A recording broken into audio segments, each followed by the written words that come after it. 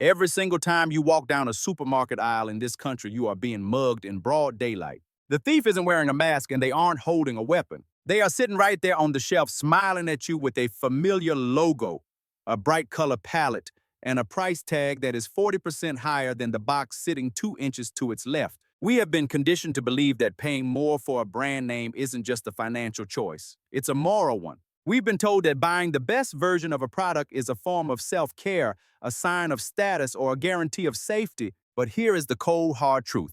You are participating in a marketing placebo effect that is draining your bank account to fund a corporate lie. You are paying for the feeling of being a good consumer, while the actual product inside the container is identical to the generic version you're too embarrassed to put in your cart. I know this because I used to be the biggest victim of this mental trap. A few years ago, I found myself standing in a CVS at 3 in the morning nursing a splitting migraine. I stood in front of the pain relief section for 10 minutes staring at the Tylenol and the generic store brand. The Tylenol was $12. The store brand was $4. Both bottles said acetaminophen 500 milligrams in the exact same font size. But I reached for the Tylenol. Why? Because in that moment of vulnerability, I felt that if I didn't spend the extra $8, I didn't actually care about my health. I felt that the cheap medicine wouldn't work as well because it didn't have the red cap I recognized from TV. I was literally choosing to suffer financially because I had been brainwashed into thinking that price equals efficacy. I was an educated person falling for a psychological trick designed to exploit my fear. I used to be the person who would hide the great value chips in a different bowl before guests arrived because I didn't want them to think I was struggling. I was spending an extra $300 a month on prestige groceries while my credit card debt was climbing. I was buying a version of myself that I couldn't afford all because I believed the lie that quality has a specific logo. It was a pathetic, expensive performance. Does your net worth define your self-worth, or has the marketing industry simply convinced you that you can't have one without the other?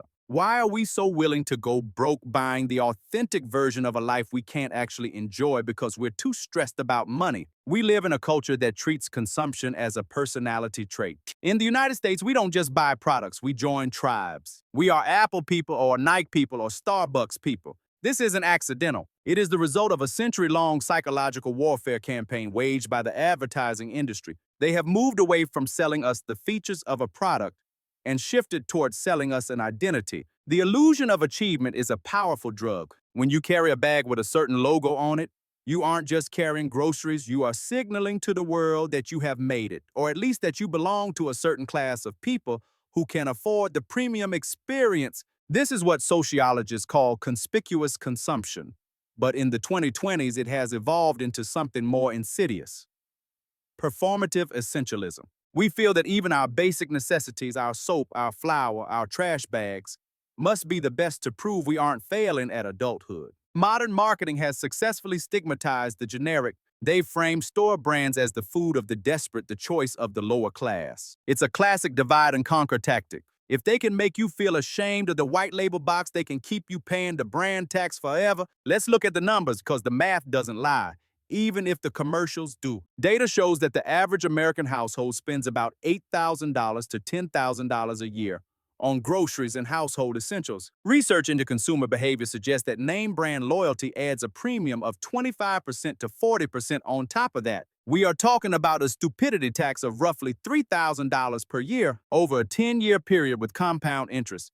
That is $40,000. That is a down payment on a home. That is a college fund. That is your early retirement being handed over to a CEO in a skyscraper because you were afraid of what the cashier at Walmart would think of your Equate brand ibuprofen. This is a systemic issue where our desire for social validation is being weaponized against our financial freedom. It is a collective hallucination that more expensive equals more love for ourselves and our families. The over-the-counter medical tax. Our brains are hardwired to associate price with survival. When we are sick, we are at our most irrational. We think that if a pill costs more, it must have better science behind it. This is the ultimate exploitation of human vulnerability. The feeling of satisfaction we get from buying the trusted name is a fleeting hit of certainty in an uncertain world. We see a glossy commercial with a comforting voiceover, and we subconsciously believe that the extra $5 we pay for a brand name cold medicine is buying us a faster recovery. The hard truth is that the FDA doesn't have light standards for generic drugs.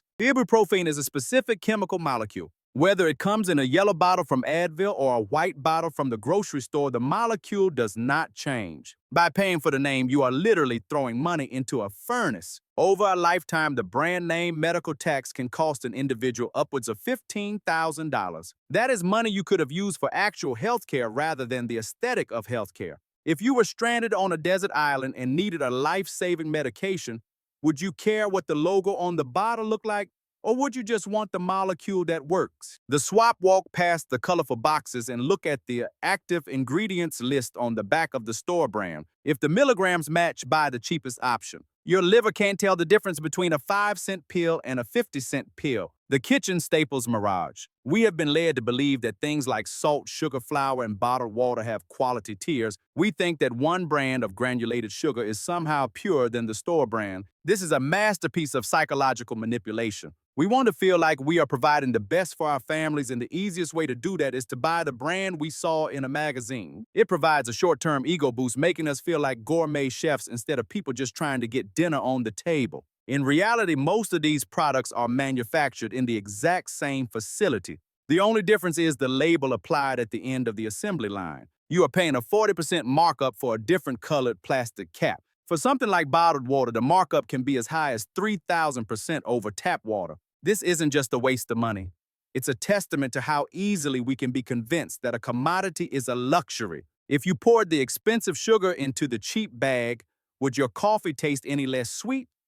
Or is it your ego that needs the seasoning? The swap buy every single ingredient item in the generic version: flour, salt, black beans, and frozen vegetables. The dirt they grew in didn't know it was supposed to be premium. The personal care luxury line: body wash, hand soap, and moisturizing lotions. We are told that these products are treatments for our skin. We pay $20 for a bottle of face wash because the packaging looks like it belongs in a spa. Our brains crave the sensory experience of a luxury brand. We like the way the bottle looks on our counter. It makes us feel pampered and sophisticated. It's a microdose of luxury in an otherwise mundane day. However, the hard truth is that your skin is a barrier, not a sponge for botanical extracts that are present in 0.01% concentration. Most expensive soaps use the same base cleansers as the cheap ones. You are paying for a fragrance and a marketing story. This brand loyalty costs the average consumer hundreds of dollars a year for products that literally wash down the drain in 30 seconds. Are you washing your face?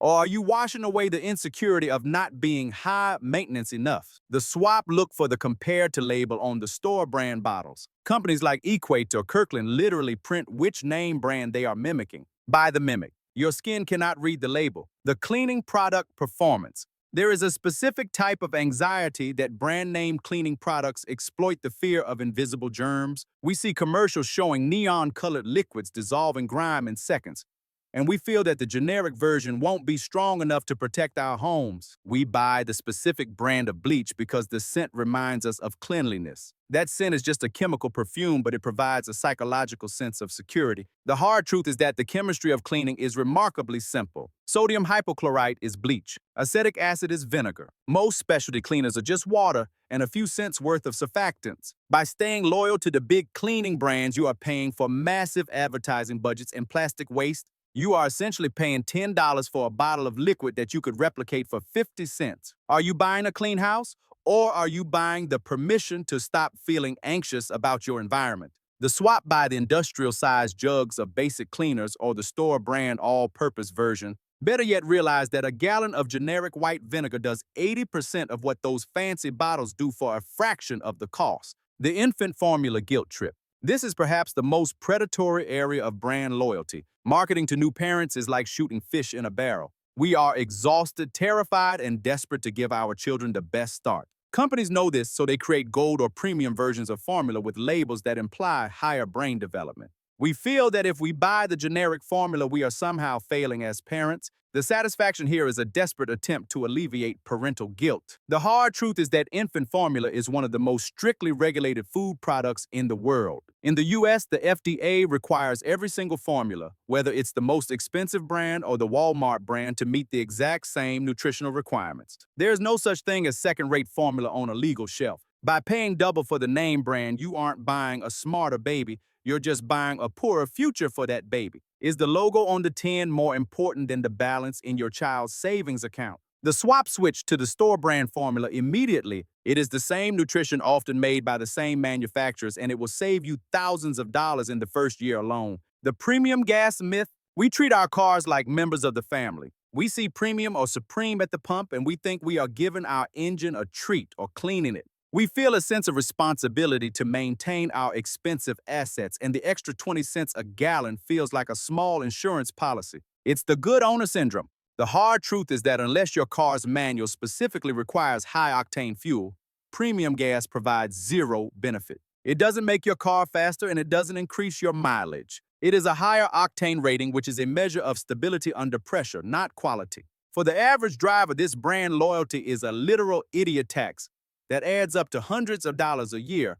for a chemical property your car can't even utilize. Would you buy a more expensive pair of shoes that were 3 sizes too big just because the salesperson called them premium? The swap reads your owner's manual. If it says regular unleaded, use regular. Stop donating your hard-earned money to oil companies for a performance boost that doesn't exist. The cereal and snack nostalgia trap. We are loyal to specific brands of cereal because they represent comfort. We remember the cartoons, the mascots, and the taste of Saturday mornings. When we buy the name brand cereal, we are trying to buy back a piece of our youth. The store brand looks sad or off, and we feel that by choosing it, we are depriving ourselves of joy. The hard truth, take the cereal out of the box and put it in a bowl, and 9 out of 10 people cannot tell the difference in a blind taste test. We are paying a nostalgia tax of nearly 50%. These companies spend millions to ensure their box is at eye level for your kids, creating a new generation of brand loyalists. It is a cycle of manufactured craving for a product that is mostly corn and sugar.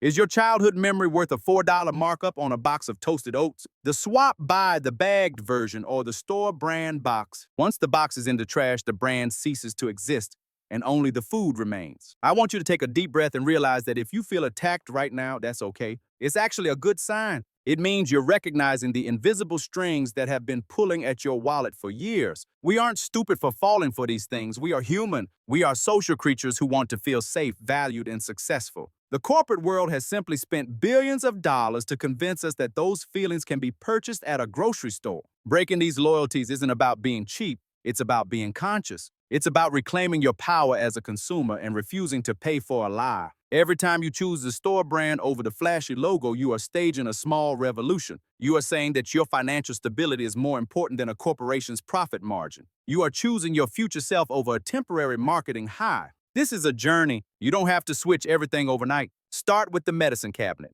then move to the pantry. Watch as your savings grow and realize that your life hasn't changed one bit, except that you have more money for the things that actually matter, like experiences, freedom, and peace of mind. Think back to that story of me in the pharmacy at 3 a.m. If I could go back, I would tell that version of myself, put the expensive bottle down. You aren't buying health, you're buying a logo. Save that $8, you're going to need it for something real. Stop paying the brand name tax. Your life is not a commercial and you are not a billboard. Your worth is not found on a shelf. It's found in the freedom that comes from knowing you can't be fooled anymore. Would you like me to analyze your last grocery receipt and show you exactly where the brand tax is hiding?